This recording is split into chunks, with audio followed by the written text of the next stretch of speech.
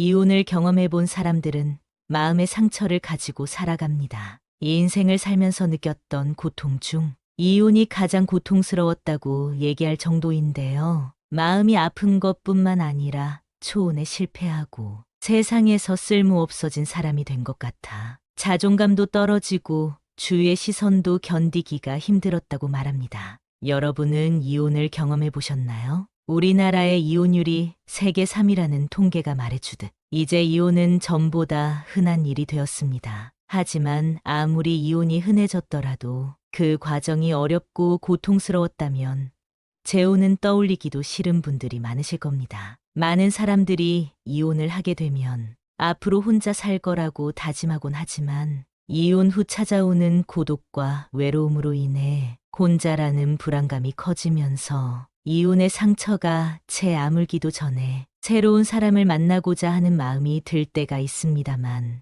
이럴 때는 주의하셔야 합니다. 현재의 불안감을 없애고자 아무나 만나려는 생각이 신중하게 해야 하는 배우자 선택을 방해하기 때문입니다. 초혼을 실패로만 남기지 않기 위해서 재혼을 결정하는 것은 이혼의 아픔을 추스린 후 생각해도 늦지 않습니다. 자녀의 부모 노릇을 해줄 사람이 필요하다거나 그저 외모나 재력만이 뛰어난 사람을 찾기보다는 나와 공통점이 많고 얼마나 잘 맞는지 천천히 알아가는 것이 좋겠습니다. 마침내 이혼의 아픔을 극복하고 재혼을 생각하게 될 정도로 건강해졌다면 이런 사람은 꼭 피하셔야 합니다. 오늘 영상을 통해 재혼 상대로 피해야 할 사람과 중년 이후 남녀가 생각하는 재혼의 목적까지 확인해 보세요. 첫째, 화를 다스릴 수 없는 사람. A. 화를 안 내는 사람이 어디 있나요? 라고 생각하셨을 것 같은데요. 화가 나더라도 그 화를 다스릴 수 있는 사람인지를 중요하게 봐야 합니다. 사람을 처음 알아갈 때는 절대 화를 내는 일이 없지만 사이가 가까워지고 나면 목소리가 높아지고 물건을 던지는 등 자신의 화를 주체하지 못하고 행동하는 사람이 있습니다. 그 사람은 화를 내도 나에게는 그러지 않는다고요? 정확하게 얘기하면 아직 그러지 않은 것뿐입니다. 그 화가 당신에게 향할 때는 이미 늦었을 때라는 사실을 명심하셔야 합니다. 둘째, 육체적인 관계에 집착하는 사람. 부부 생활을 한다는 것은 정신적인 것뿐만 아니라 육체적으로도 서로 끌림이 있다는 것이겠죠. 중년이 지나 재혼을 하게 되면 신체적인 노화로 인해 욕구가 점점 줄어들게 되고 사랑을 나누는 것도 자연스레 멀리하게 됩니다. 정신적으로도 많은 교감을 나누고 대화를 자주 나누는 부부의 경우에는 육체적인 사랑을 나눌 수 없게 되더라도 안정적인 부부 생활을 이어나가는 데 반해 육체적인 것에만 집착하는 사람의 경우 사랑이 식어버리는 불상사를 초래할 수도 있습니다. 따라서 상대의 외모나 육체적인 관계에만 집착하는 사람보다는 정신적인 교감을 나눌 수 있는 사람, 대화가 잘 통하는 사람을 찾아보세요. 셋째, 술 좋아하는 사람. 사랑하는 사람과 술 한 잔 기울이는 것만큼 좋은 시간도 없는 것 같습니다. 하지만 술을 너무 좋아하는 사람은 결국 문제를 일으키곤 합니다. 제가 굳이 얘기하지 않더라도 이미 알고 계실 것 같은 문제인데요. 자연스레 이성의 끈을 놓아버리는 도구로 술만한 것이 없습니다. 술이 문제가 될 것을 걱정해서 문제를 개선하려는 의지가 있다면 다행이지만 그런 것을 기대하기보다는 술을 적당히 즐길 줄만 아는 사람을 찾는 것이 더 빠른 길이지 않을까 합니다. 많은 사람들이 이 술 문제로 이혼과 이별을 경험한다고 합니다. 술이 무슨 죄가 있을까요? 술 마시고 이성 문제를 일으키는 사람이 문제이지요.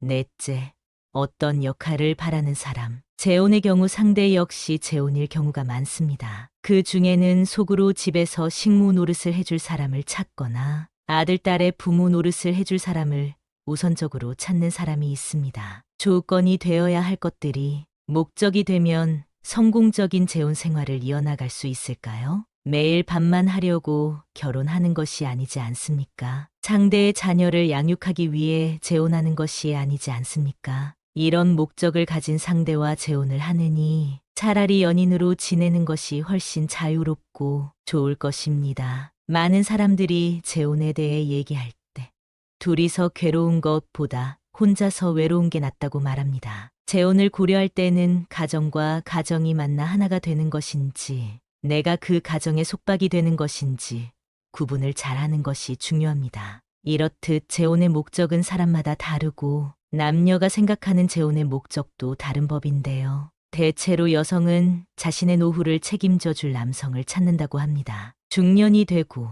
특히나 재혼 상대를 찾게 되면 사랑만으로는 살기 힘들다는 사실을 인지하게 되는데요. 하지만 재력만 보고 재혼했다가 실패하는 사례도 상당수 존재한다고 합니다. 사이가 좋을 때는 모든 것이 좋다가도 싸우기만 하면 돈 얘기가 나오기 때문인데요. 여성 입장에서는 나름 집안일도 열심히 하고 가정에 충실했다고 생각했는데 이런 말을 들으면 너무 서운하기도 하고 치사한 마음이 들어 상처 입는 경우가 많기 때문입니다. 남성의 경우는 어떨까요? 남성은 대부분 집안일이나 자녀 양육을 목적으로 재혼을 한다고 합니다. 아무래도 아이가 어리면 주위의 시선도 있고 엄마의 손길이 필요하다고 생각하기 때문에 이런 선택을 하게 되는데요. 하지만 남녀를 떠나 상대의 아이까지 진심으로 사랑해주는 사람을 만나기란 쉽지 않습니다. 재혼에서 자녀 문제는 시한폭탄이라는 말이 있을 정도인데요. 아이들을 위해서 결심한 재혼이 더 큰 상처를 줄 수 있다는 사실을 기억해야 할 것 같습니다. 남녀가 공통으로 얘기한 재혼의 목적으로는 아플 때 병간호해줄 사람이 있으면 좋겠어서 라고 말한 사람이 많았습니다. 돌싱으로 살고 있는 남녀들이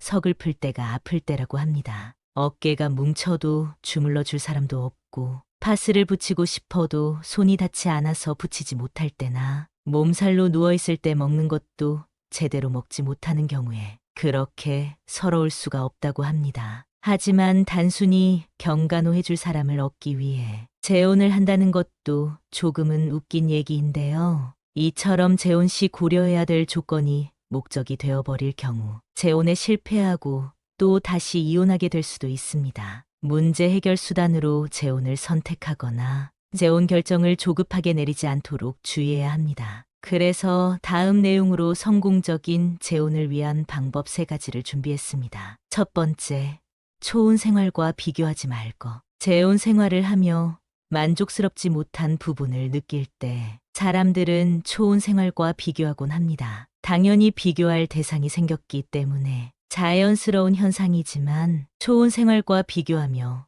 스스로를 힘들게 만들어선 안 됩니다. 이런 행동은 떨어져 있는 화살을 굳이 들어 내 가슴팍에 꽂는 것과 마찬가지입니다. 내가 재혼을 했다는 것은 결과적으로 초혼을 경험해봤다는 것이기 때문에 실패하거나 아쉬운 부분을 개선할 생각을 하는 쪽으로 마음을 돌리는 것이 바람직합니다. 두 번째, 재혼 전 자신의 선을 명확히 알려준다. 상대에게 내가 허용하는 범위를 알려주세요. 그저 잘 보이기 위해 내가 예민해하는 부분을 감췄다가 막상 결혼을 하고 당황하는 상대를 발견하거나 상처받는 나를 보게 될 수 있습니다. 많은 사람들이 실수하는 것 중에 하나가 결혼하면 바뀌겠지라고 생각하는 것입니다. 사람은 말을 해야 아는 존재라고 합니다. 그래서 말이라는 것이 존재하는 것이고요. 내가 허용할 수 있는 범위를 상대에게 얘기하라는 것은 반대로 상대가 허용하는 선도 확인하라는 말이 됩니다. 서로가 서로를 배려해 줄 수 있도록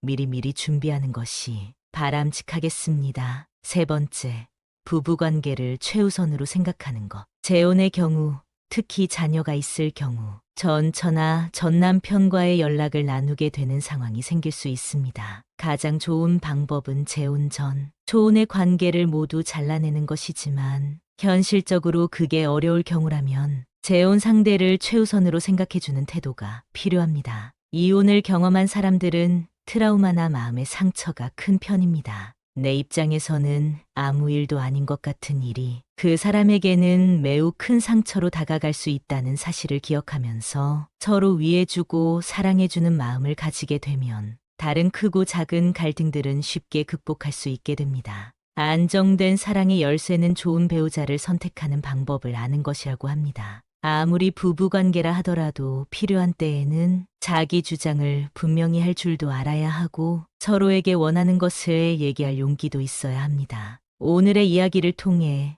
재혼을 준비하시거나 생각하고 있는 모든 돌싱 여러분들이 성공적인 재혼의 삶을 보내시길 바라겠습니다.